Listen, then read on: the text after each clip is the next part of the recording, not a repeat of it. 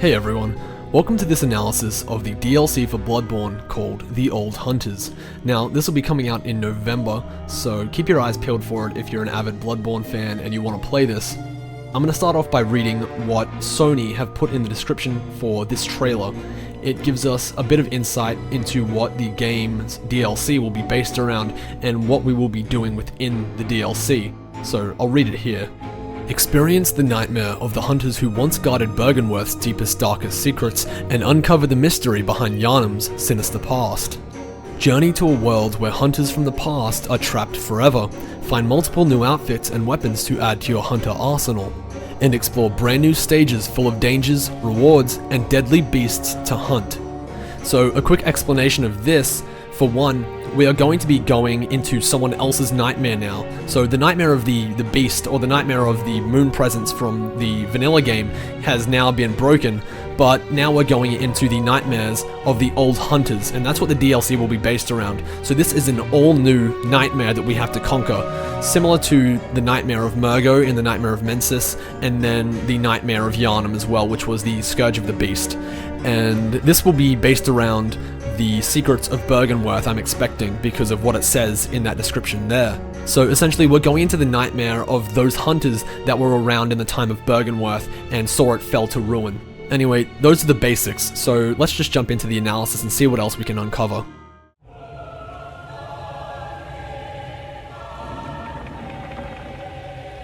So this place looks like some kind of swamp or marshlands, and this could be near Henwick Charnel Lane, possibly. If not near there, it could possibly be a new location in the new Old Hunter's Nightmare.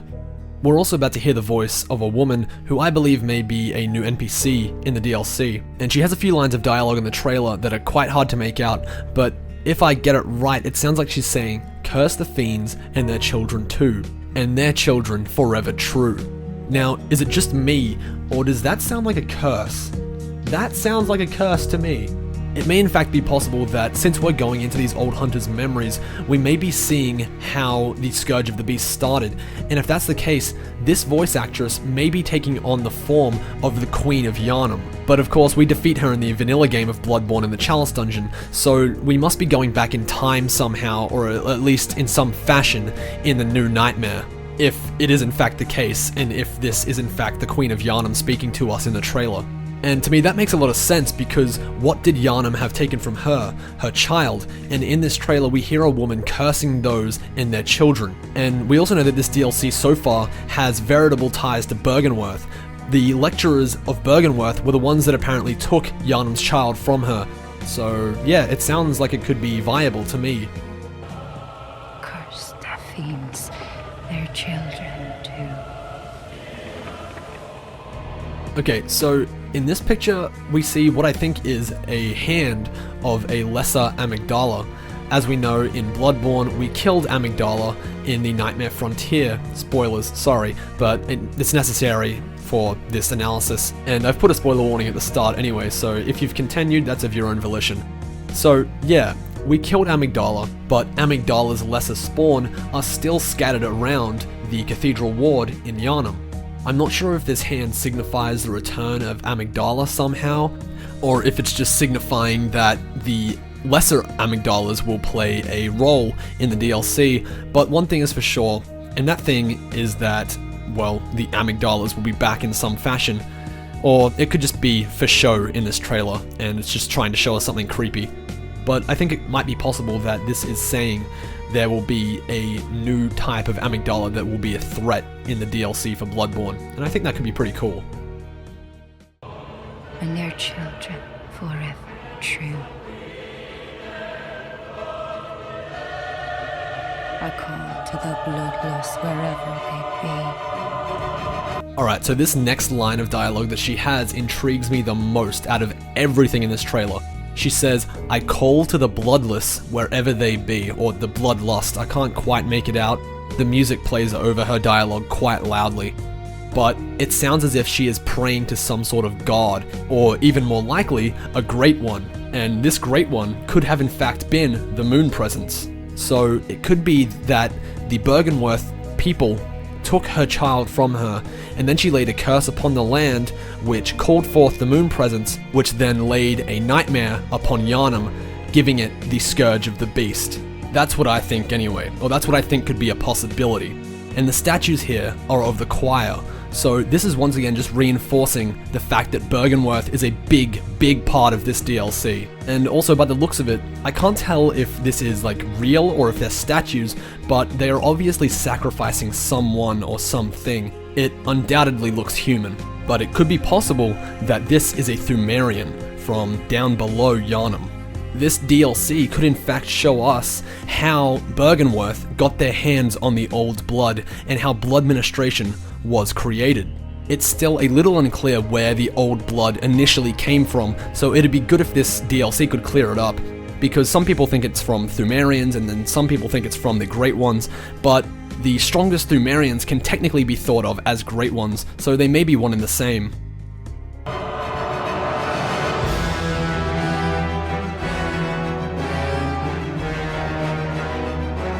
Alright, so at first I wasn't going to pause on this scene at all because, on first look, I thought it was just a panoramic shot of Yharnam that was quite generic, but it turns out that when you look past the clock tower, you can see something behind it that is quite interesting. I don't quite know what it is, but it looks like some sort of object, a giant object, is radiating energy behind the central clock tower of Yharnam. Now that could be a moon presence or some sort of thing like that, like we had in the original game, but it doesn't look that big. In fact, it looks kind of like the Blood Moon, but orange. And I mean, I don't know, I might be just reaching here and trying to find something in the scene, but I don't know, it definitely looks like something to me. And if it's nothing, then, well, I tried to give it justification.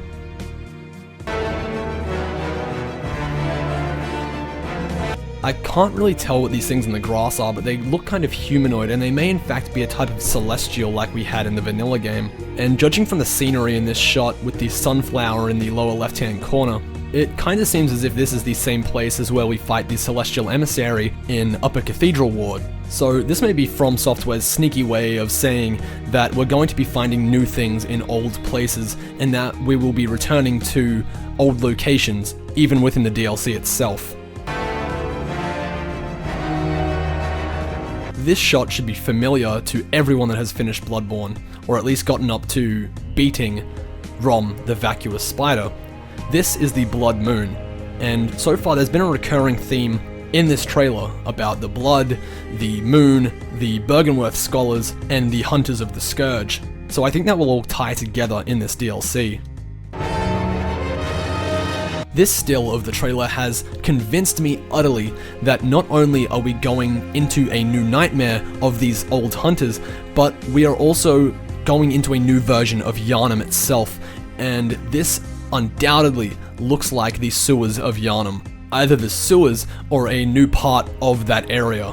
So not only will we have new areas to explore, but it could also be possible that we have a new stage in the Yharnam cycle of the Scourge of the Beast. And I can't really tell what those wiggling things in the left-hand corner are, but they could in fact be the celestial children like the one that Ariana has when you finish her questline. But they also look a bit too humanoid to be that as well, so they may not be.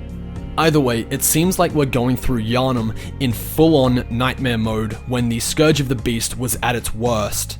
There is also another seemingly new voice in this trailer that has dialogue next that states, "The night brims with defiled scum and is permeated by their rotten stench. Just think of or on how you are sent to hunt and kill to your heart's content." To me, this sounds like an NPC or a hunter that is self-aware about the cycle of this world and how the hunter's dream works and all of that stuff. Like, he's saying to you, you are sent to hunt and kill these beasts without knowing why, yet you do it without being told so. For that is the way of a hunter, and that is your duty. But it seems as if this person is trying to sway us into thinking that there is a darker side to what comes with being a hunter. And anyone that has finished Bloodborne knows that this NPC is absolutely correct. The night brims with defiled scum and is burning. Alright, so we got a new weapon as well, and there's a few more of these in the trailer, but this is the first that we get to see. I'm guessing that this weapon will be some sort of hammer or something along those lines, sort of like Ligarius's wheel, but it will be able to have an attachment of a handle along with it. So just imagine it like Ligarius's wheel with saw blades and a handle that you can swing around. As for where this player is in, it looks very similar to that of the Nightmare of Mensis or the outside end of Yahar'gul near the One Reborn, because we see the chair there that is very similar to the ones found in both Yahar'gul and the Nightmare of Mensis. But then again, there is always the possibility that this is an entirely new location, but it looks very similar to both Yahar'gul and the Nightmare of Mensis to me. Stench. Just think. So this is obviously a new location because it doesn't look like any of the others. It is the same location from the very beginning of the trailer with that dead body in the boat with the candle. But here we get to see a different side of it, along with the player character wearing what seems to be a new attire. It looks a little like Gehrman's outfit, but the entirety of it, so like the one with the cape and everything, it looks like they are wearing the entirety of Gehrman's outfit. Because with Gehrman's armor set at the end of the game, you don't actually get his cape. So they may be supplementing that fact and giving us a new armor set that has a really nice looking cape. Then again, it could also be the charred hunter set, but it looks a bit more intact and it looks a lot newer than the charred hunter set. And earlier on I also said that this place could possibly be an attachment of Hemwick Charnel Lane, but now that I think about it, it looks like it would be more of an attachment to the Forgotten Woods. And this is very apparent with the trees and the housing, as when we go back and look at the Forgotten Woods, all the houses in that location are all derelict and broken down, and most of them are just shacks. And what it looks like here is that the entire location is scattered with trees and shacks, and that description right there sounds a lot like the Forbidden Woods. So I wouldn't be surprised at all if this was just an extension of that area. Now you're all set to hunt and kill to your heart's content. This is probably the second most exciting thing for me in this trailer. A new addition to either one of three things that it could be. Either a new addition or extension to the level Byrgenwerth, a new extension to the lecture building, or a new extension to the Nightmare of Mensis. Any of those sound awesome. And that's mainly because both the lecture building and Byrgenwerth are probably the two most bland areas in the game, not aesthetic-wise, just content-wise. They are such little areas, and you do so little in them that they need extensions in this DLC. And now that I think about it, this could also be an extension to Upper Cathedral Ward as well, but I think it would be a lot smarter for them to add this place to either Byrgenwerth or the lecture building just to extend those areas a bit more and give a bit more to them. Upper Cathedral Ward already has twice the content as both those places, so it seems a lot more fitting to give this content extension to Byrgenwerth or the lecture building because of that fact. So, another new awesome weapon. This one seems to be either a hammer or a war pick, and as you can see, it obviously has the ability to light itself on fire when you use it, which is extremely useful against any enemy that is a beast, like the one here. As for this location that they're in, there's nothing new here unfortunately, because these are just the back streets of Cathedral Ward when you're trying to get up to the Grand Cathedral. The very same streets where you find the Black Church set.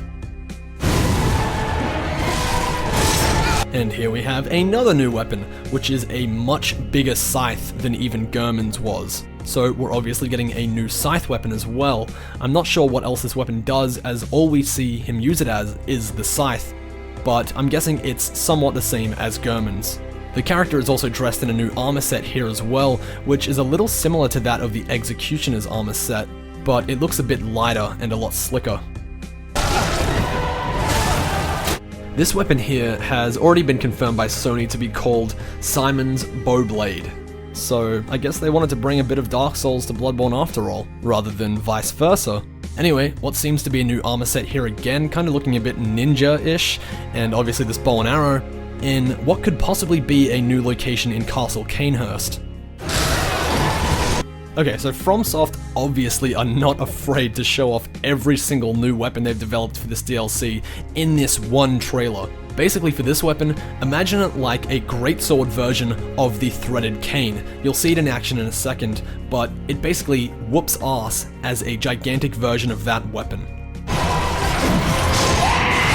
Alright, so we know what location this is. This is Castle Cainhurst, obviously. You can see this enemy here, which is a vampire that is unique to Castle Cainhurst. But then we see the player, and he seems to be going through some sort of transformation. And we know that you can't actually transform into a beast in Bloodborne, but you can become something similar through the use of the beast claws, which the player is using right now. But if I recall, the player character doesn't deform in the vanilla game of Bloodborne if they use the beast claws, so this is obviously a new addition in the DLC as well. It may in fact be possible that they're finally allowing us to fully turn into beasts, or it may be at least part way. I won't get my hopes up for that just yet.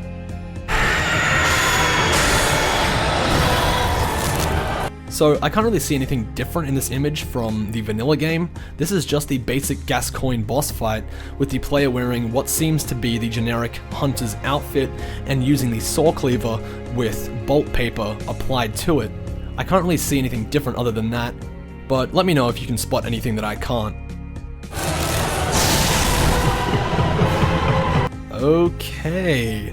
I think it's finally time we sit Miyazaki-san down and have a chat to him about his mental well-being, because these monster designs aren't getting any less creepy throughout the Souls games. And while this is all in jest, these are genuinely some of the creepiest fucking enemies I've ever seen in any games ever. This thing has two heads, one of which being just a myriad of teeth, and the other being a deformed human face. And on top of that, it's bipedal. That means it can chase after you and hunt you down as you hunt it down. And if you take into account its appearance along with that fact, it is a scary thought. Anyway, this boss has been confirmed by Sony themselves to be Ludwig.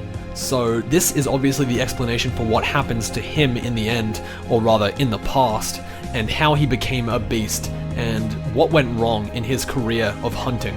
The trailer also clearly shows this boss wearing a healing church outfit when it is fighting you. And on the Sony blog, they have an image that is a bit better than this one that shows the human half of the face on the other side, or the half that used to be human and is now slowly transforming into a beast more and more. Anyway, just needed to update that, so let's carry on.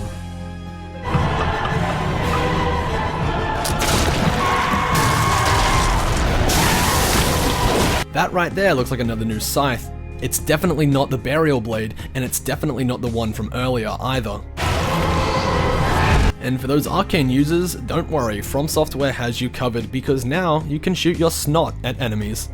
No, but seriously, this looks pretty cool as an arcane. It sort of looks like Soul Arrow from the Soul series. There's nothing else new here other than that, so let's move on. This is the player fighting Martyr Ligarius, wearing the Cainhurst set at Cainhurst Castle. Although there are two new things here. The weapon they're wielding, which seems to be some sort of curved blade, and the shield. Now, this is the first useful shield we've seen in Bloodborne, so that's a bit of a surprise. Okay, player getting wrecked by Murgo's wet nurse. The player here seems to be wearing a new armor set. It looks a little similar, the helmet at least, to that of the Hide Knights from Dark Souls 2. Other than that, I can barely make out anything, including the weapon, so let's just move on to the next scene. Here we have a possible new armor set and a new trick weapon that starts off as a double-headed spear and then turns into some sort of lucerne, or a halberd. It also seems like they're fighting in a new location, judging from the bridge distant in the background. Player character versus Vicar Amelia with one of the new trick weapons, and that's about it for this scene. And this is either one of two things: the birth of the Cleric Beast, or the rebirth of the Cleric Beast after we have already killed it in base game. I don't know why they'd be reusing this boss unless it has some sort of really big lore significance, but we'll have to wait and see.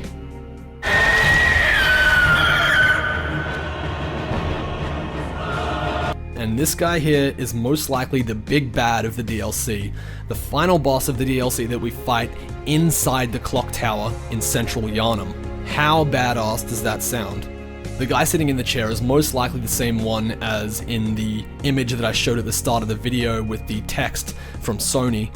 But this also reminds me a bit of Sir Alon's boss fight and the setting of it. Just that kind of serenity and simplicity in the boss room, and how majestic and epic that felt. Initially I thought this guy could have been Ludwig, but it turns out that the other big beast we saw in the trailer was him, so that rules him out completely. This may also be Lawrence, but I doubt it's Lawrence since the skull in the Grand Cathedral is confirmed to be his, and this guy looks nothing like a giant beast, so I think we can rule Lawrence out as well, although it may still be possible. The final person this could be is a Vile Blood, and it could be a Vile Blood King or a Vile Blood Knight, but this person dresses very similarly to that of the Vile Bloods with the cravat and the general attire, along with the weapon that looks like the Rider Palache, but we'll have to wait and see. Anyway, that's it for this analysis, guys. As always, thanks so much for watching the video. Sorry about the fact that this had to be re-uploaded with this updated information. I've been really busy for the last few days working on content, and I didn't have time to check that blog. Anyway, thank you so much again for your continued support. It really means a lot to me. This DLC comes out November 24th, so if you're looking forward to it, make sure you pick it up and let me know how you go with it, because I'll be playing it alongside everyone else. Thanks again, everyone.